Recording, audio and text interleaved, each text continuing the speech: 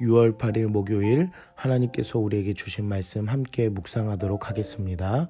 성경 로마서 7장 1절부터 13절까지입니다.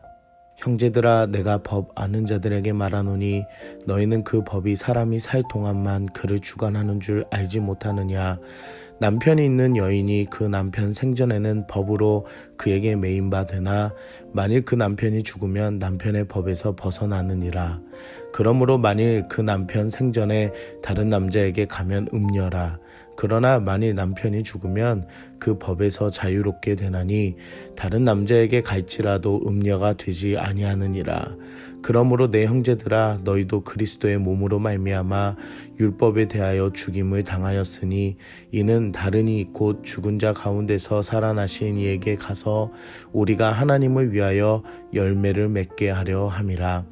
우리가 육신에 있을 때에는 율법으로 말미암는 죄의 정욕이 우리 지체 중에 역사하여 우리로 사망을 위하여 열매를 맺게 하였더니 이제는 우리가 얽매였던 것에 대하여 죽었으므로 율법에서 벗어났으니 이러므로 우리가 영의 새로운 것으로 섬길 것이요 율법 조문에 묵은 것으로 아니할지니라.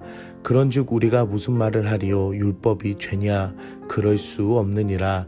율법으로 말미암지 않고는 내가 죄를 알지 못하였으니 곧 율법이 탐내지 말라 하지 아니하였더라면 내가 탐심을 알지 못하였으리라.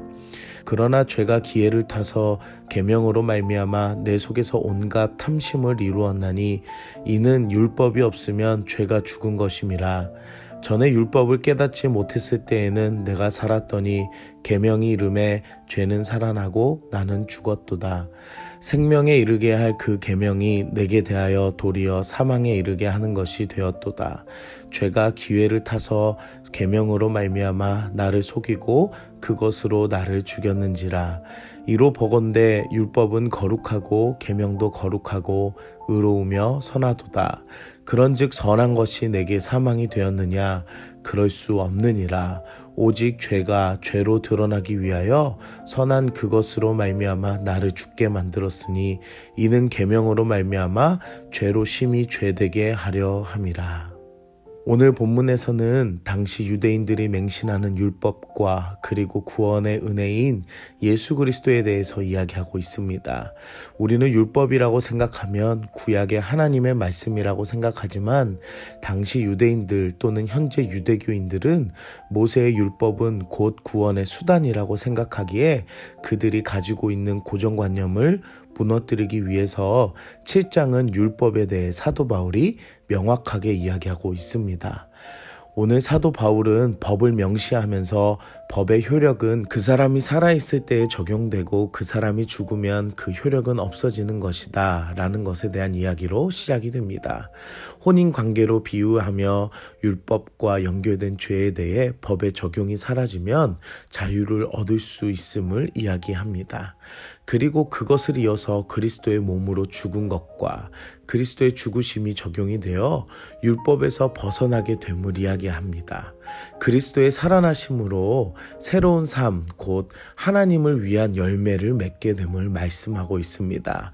우리는 율법으로 적용되어 속해 있는 사람이 아니라 자유를 주신 예수 그리스도 안에 속해 있음을 아시길 바랍니다. 그렇다면 율법은 곧 죄인가 하는 부분에서 율법은 죄가 아님을 사도 바울은 이야기합니다. 율법은 하나님께서 모세에게 주신 하나님의 말씀이며 그 율법을 통해 죄를 알고 깨닫는 하나님의 은혜입니다. 하지만 사도 바울은 명확하게 죄가 기회를 타서 계명으로 말미암아 라고 2번이나 반복하면서 하나님이 주신 율법이 거룩하게 쓰임받지 못함을 이야기하고 있습니다. 죄로 말미암아 율법에서 탐심을 이루게 되며 도리어 사망에 이르게 만드는 인간의 타락한 모습을 보여주고 있습니다. 죄를 알고 죄를 깨달아 하나님께 나아가는 말씀의 기준이 아니라 율법이 자신들이 보는 행위의 기준과 평가와 비판의 기준이 되어 율법을 보는 마음이 죄가 되었고 그 죄가 죄되게 만들어졌다고 이야기합니다.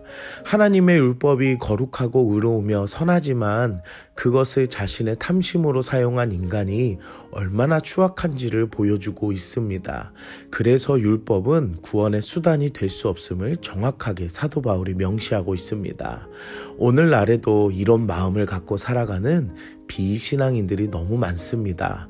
언젠가부터 하나님의 말씀이 비판의 기준이 되고 자신의 직분이 명예와 권력의 자리로 욕심내며 봉사하는 것이 자신을 드러내기 위한 교만함이 되어버린 죄와 탐심으로 변해버린 교회 안에 비신앙인들이 있다라는 것입니다.